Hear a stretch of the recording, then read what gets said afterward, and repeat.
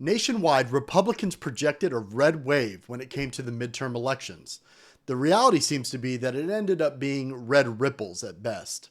Also, Texas lawmakers have a historic opportunity to provide impactful tax relief to Texas taxpayers this next legislative session. Vance Ginn, a PhD economist, joined us this week. We talk about what all of this means for Texas taxpayers on today's episode. Let's get into it.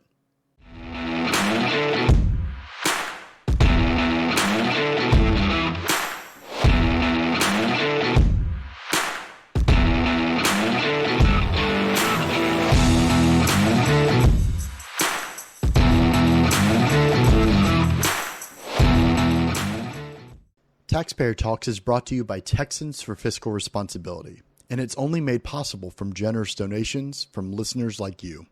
If you want to support our work, you can visit texastaxpayers.com/donate to make a tax-deductible contribution today.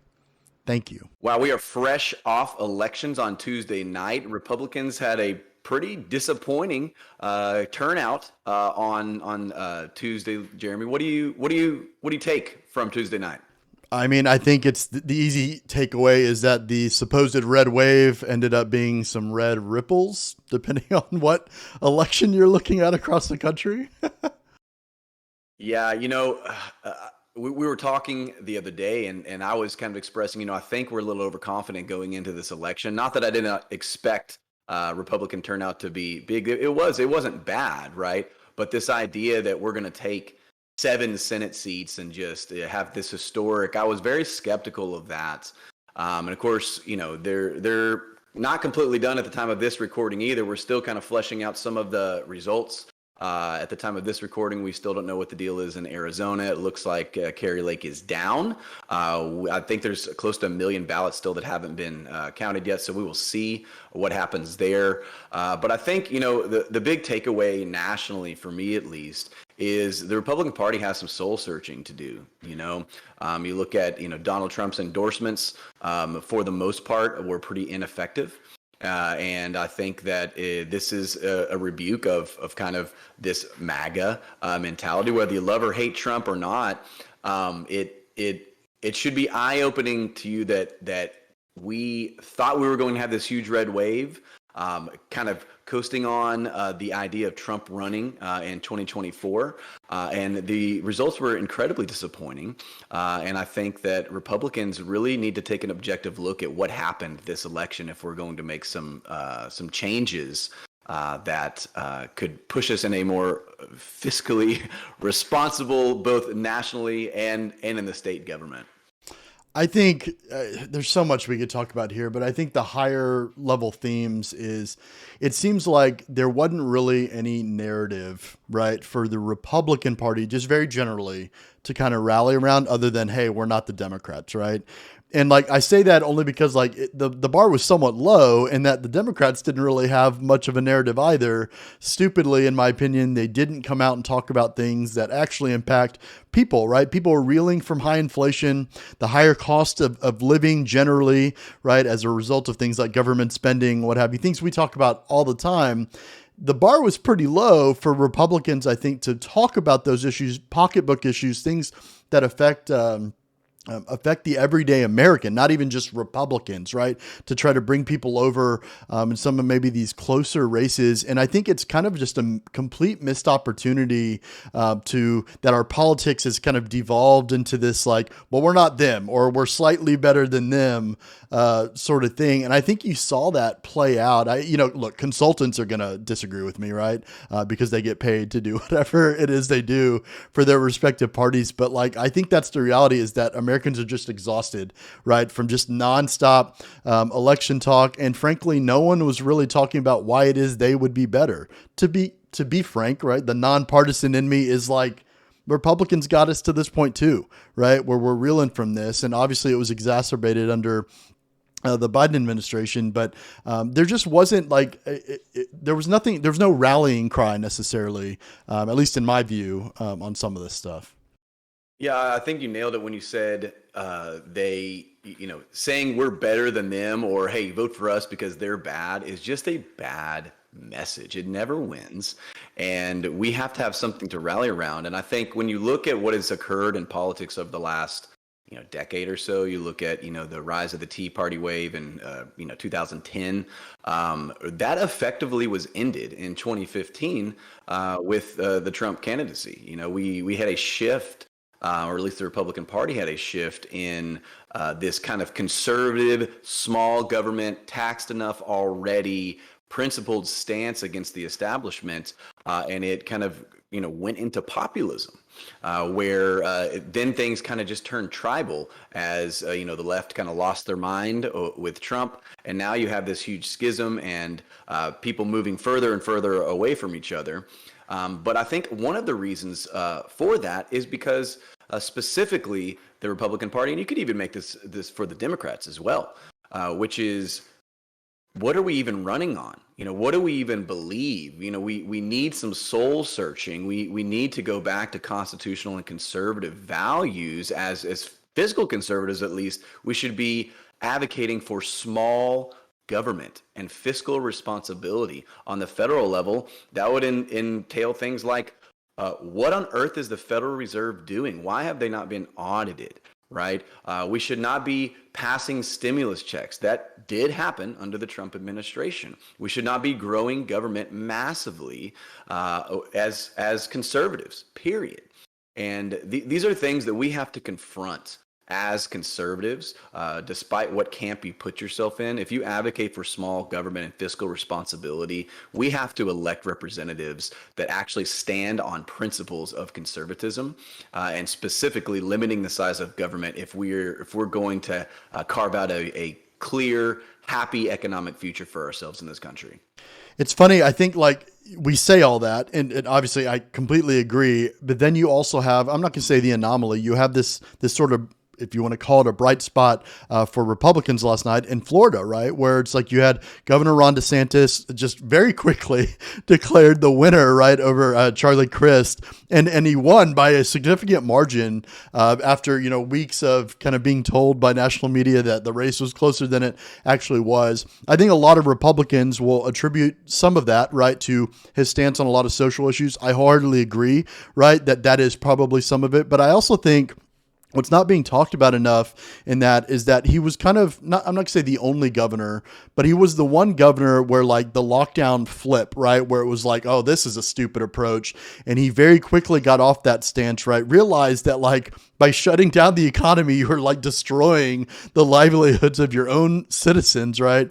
I think that had a lot to do with his popularity and reelection, more so than maybe some of the social stances he takes, which I admit, right, that he is certainly were part of it, right? But I think he represents, in a very populist way, obviously, but represents kind of this standing up against the norm, going against, right, the current sort of thing. And I hope other Republicans at least take note, because there's, I think, a way to translate that into the fiscal arena, right? Which is, why do we keep doing the same thing over and over and making it harder on ourselves? But unfortunately, I think that's a theme that's not being talked about enough in the overall kind of scheme, if you will. So, yeah, I think it's a great point about Ron DeSantis. I think when you look at his reaction to lockdowns and the COVID mandates and everything else, this is a size of government issue. Thinking that government is going to solve something like a health pandemic, clearly they failed miserably. And he was the first one to recognize that. I just wrote an article highlighting the Huff-Hines Liberty Report that really kind of singled out Texas and Florida and even their tax policies. And the point that was made there was that Texas and Florida are very similar as far as population and business climate. Neither of them have state income taxes, but for some reason, Florida has lower property taxes. They're, I think, 25th, where Texas is 6th highest in the nation, and they have a lower sales tax than us. We have 8.2, and they have, I think, 7.1 or something like that. And so they are running their state more streamlined. I'm sure they have improvements they can make. However, they have shown with a very similar population and business structure that they are beating us fiscally. And what's most significant about Florida is the fact that I think this is the first time since Reconstruction that they now have no Democrat statewide offices. And then, of course, Ron DeSantis went from barely winning his last election, like barely squeaking by, to destroying the Democrat like by 15 points or something crazy like that. And so, despite how you feel about Ron DeSantis, we have to acknowledge the fact that whatever he's doing over there, something is working, and he has turned Florida into a bright red state that used to be a swing state. And so we should at bare minimum be taking notes. And, I think that's a good time to kind of transition to state, because Abbott, of course, had a pretty decisive victory. What are your thoughts on Texas elections, Jeremy? I mean, generally, again, not to sound cynical, almost nothing was really surprising when it comes to the Texas elections. All statewide offices remain Republican, and I think a lot of them won by greater margins than I think at least statewide media and national media to some extent would have wanted to see. I guess, this idea that Texas is turning blue, it very obviously is not.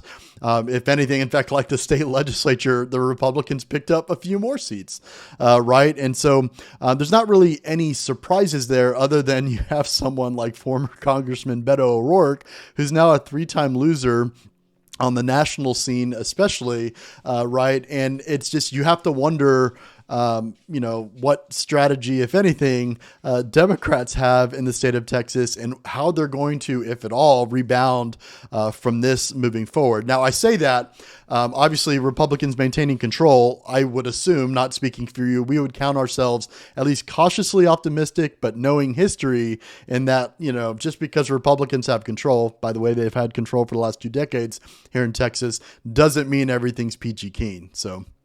Yeah, and I think, Republican voters need to get back to the practice. I think because things have become so tribal, we're scared to even criticize Republicans for not doing what they said they were going to do, in fear that we would look like a sellout, or that somehow we want, the other side to win. And the reality is, criticism needs to happen from both parties. The Democrats have soul searching to do here in Texas, I'm sure. They were counting on, the abortion issue and other things being this big, attractor for votes, and it simply just wasn't. I think all statewide offices won by double digits or pretty close in Texas, and so they had a pretty, decisive loss in Texas. I think some of that and some of the reasons is the demographics in Texas are changing. Actually, I believe, at least, because people are moving here away from Democrat strongholds, and most people that are moving here are actually Republicans. And so I think this is a big reason why Texas has remained red, if not got more red, over the last few years as people flee blue states and come here. And I think you're having that same effect in Florida. But the question is, okay, even if we are becoming more red and the Republican Party is becoming more dominant, what does that mean for fiscal conservatives or conservatives in general? Because we both know that there is a disconnect. Although all Republicans call themselves conservatives, all Republicans are not conservatives, and very few of them actually govern as conservatives, specifically as fiscal conservatives. And this is one of the reasons we started the Texas Prosperity Plan, to kind of call out some of these fiscal issues that need to be dealt with. A government that has grown 5 times its size since 1990, property taxes that are out of control, despite the fact that politicians are telling us that we got historic reform and we should be happy. And so as we step into this next legislative session, I think, the grassroots voters and taxpayers need to really put pressure and demand more from our leaders. And if we want things like property taxes to come down, if we want taxpayer-funded lobbying banned, if we want fiscal restraint shown at the state budget and on the local budgets, then we need to demand accountability from those who call themselves conservatives.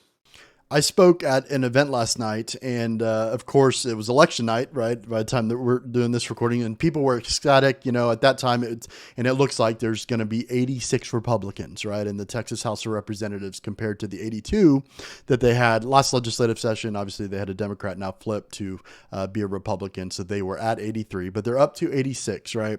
And I reminded them that, whether they think that's good or bad news or whatever, It wasn't long ago, in fact, it was riding the Tea Party wave, that Republicans had a super majority in the Texas House of Representatives. I think it was 101 Republicans. And here we are today talking about these issues that they didn't solve, right? Then, and so I don't think it's enough for if conservatism as a philosophy is currently housed in the Republican Party, it isn't enough to just say, hey, like, we elected a Republican, go do great things. It's certainly, to your point, it requires that pressure and, feet to the fire, feet being held to the fire are there to make them do anything, right? To have them meet resistance, if you will, to ensure that there's some accountability there. Yeah, I think you're 100% right. And that's part of the reason that we exist, is to hold Austin accountable. This is why the fiscal index exists, so we can provide transparency for taxpayers. And this is why we created the Texas Prosperity Plan. So I encourage those who are watching, if you have not signed up, please go to texastaxpayers.com, subscribe to the Fiscal Note. We'll give you updates. Check out the index and look at how your legislators are doing. We provide that service for free. So we would love for you to come and help us hold Austin accountable in that. Now, we did have a really interesting conversation with PhD economist Vance Ginn. And so we have a full episode that we'll be releasing tomorrow morning. But we have a couple clips we just wanted to show you. He had a lot of good things to say. So why don't we show that first clip, Jeremy, and we'll comment on the back end. We have a spending problem, not a revenue problem.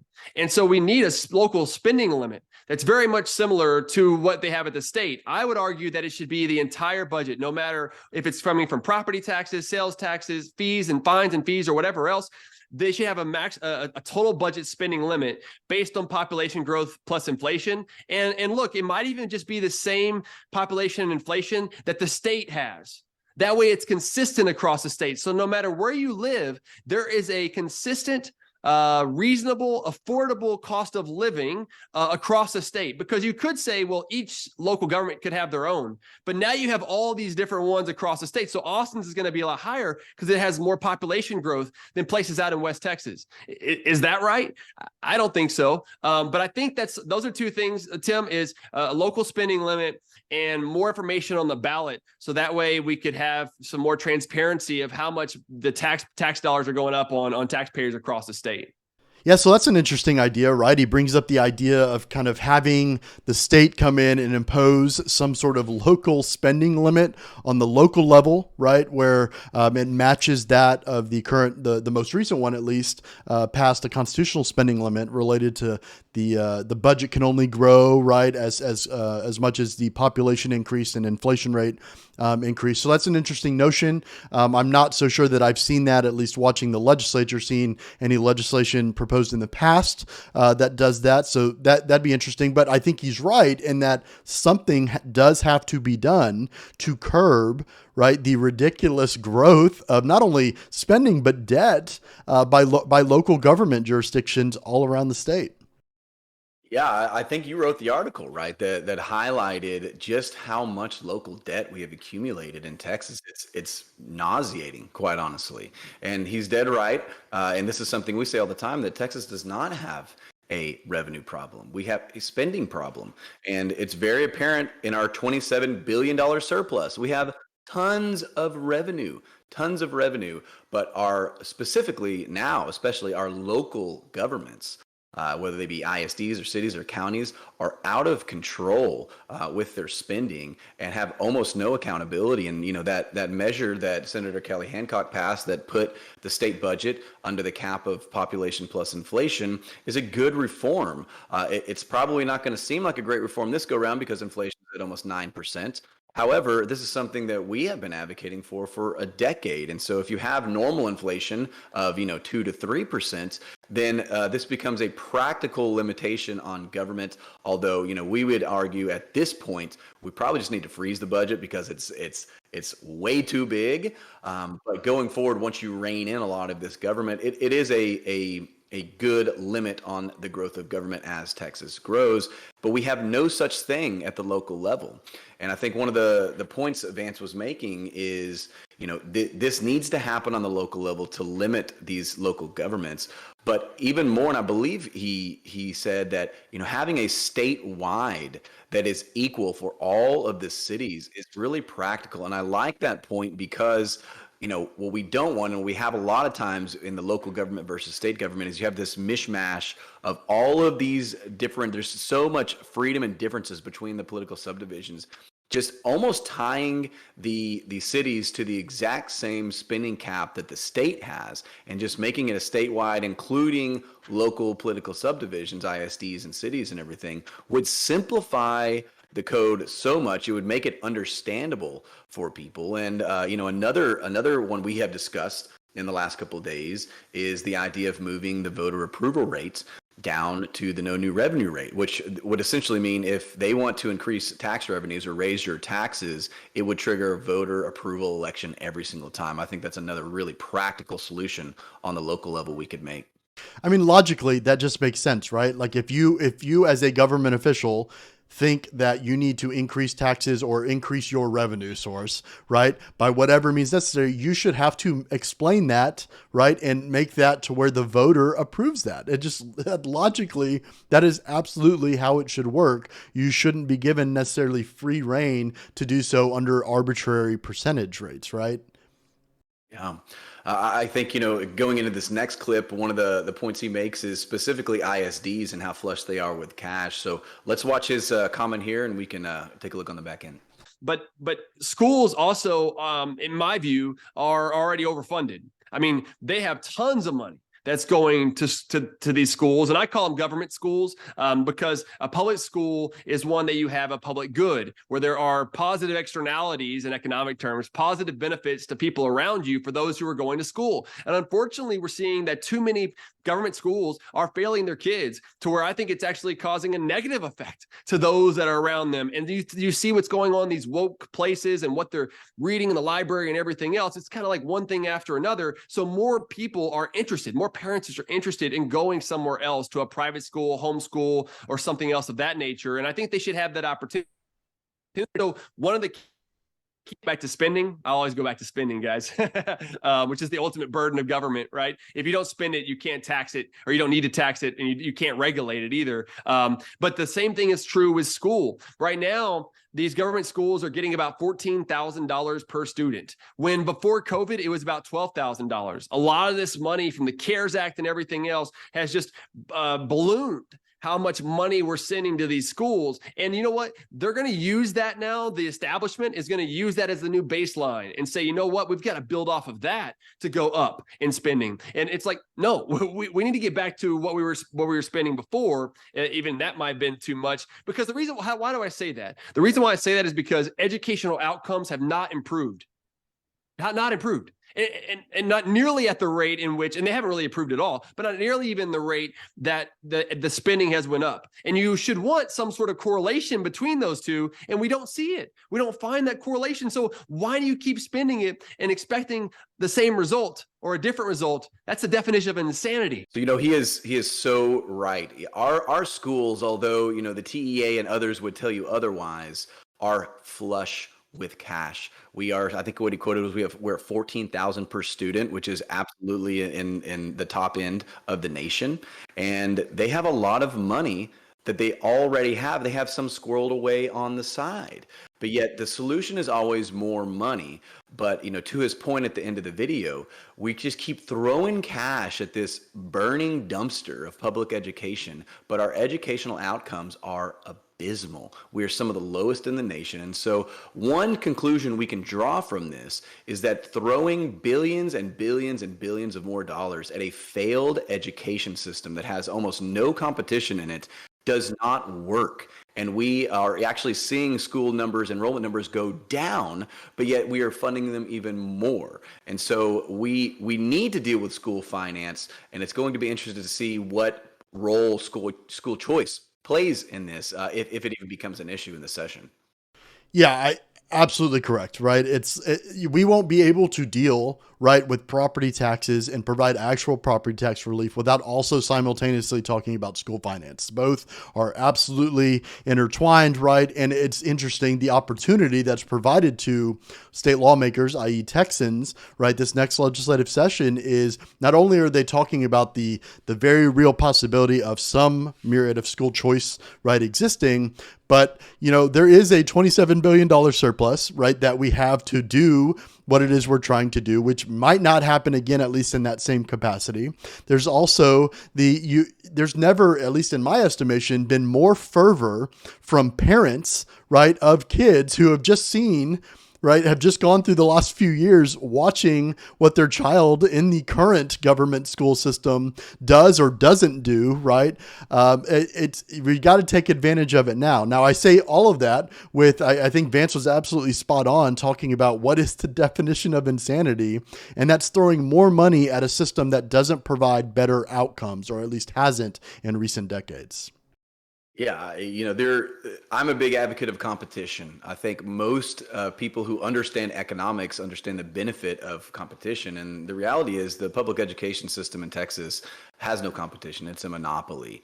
This is why we have a failed education system, but we have administrators, superintendents making more than neurosurgeons. I think the top paid is like $770,000 a year, like quadruple what the governor of Texas makes. And so they have proven that they cannot be fiscally responsible with the money that they are given, despite the cries for teachers making more pay. That may be true, but when you have the administration gobbling up all of the money for themselves, or us spending millions and millions, or taking out bonds to do things like build golf courses, things like that, how can we trust you with billions more dollars when you have proven that not only are you fiscally responsible with your money, but even when given every single bit of money that you have asked for, education outcomes seem to get worse, not better. And so, to your point, yeah, this is insanity.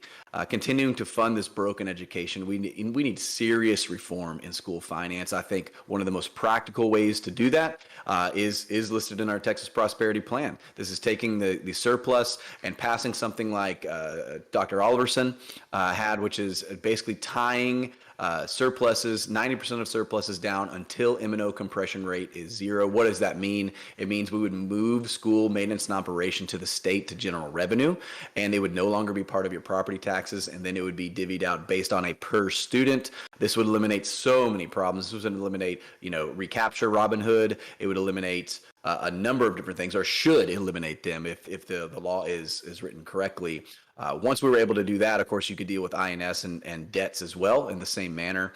But I think this is, as we've said many times before, M&O compression and elimination, or move to the state, is the most low-hanging fruit. It's the easiest thing to deal with, and we're in a wonderful position with this surplus to start dealing with it this cycle. Absolutely agree. And just as a reminder, let everyone know, I encourage you to go watch our bonus episode. It goes live tomorrow morning with Vance Ginn, PhD economist, where we talk about all of these issues and more, basically fiscal issues just facing the state of Texas that you may or may not be aware of. It was a very insightful conversation. So definitely do that. It should go live Friday morning. Okay, awesome. Well, I think that is our time for the day. I appreciate the talk, Jeremy. Of course, we will visit again next Thursday on Taxpayer Talks. If you haven't, please go subscribe to us on Twitter and Facebook. Please go subscribe to the Fiscal Note at texastaxpayers.com. We appreciate y'all. And here pretty soon, we're going to have bills being filed. So we'll be reporting on that next week. For even more content, follow us on social media at Texas Taxpayers on Facebook and Instagram, at Texas_Taxpayers on Twitter. Subscribe to the Fiscal Note, our weekly email jam-packed full of information important to Texas taxpayers at texastaxpayers.com/subscribe. And then make sure to check out our Texas Prosperity Plan, texastaxpayers.com/TPP. Thanks.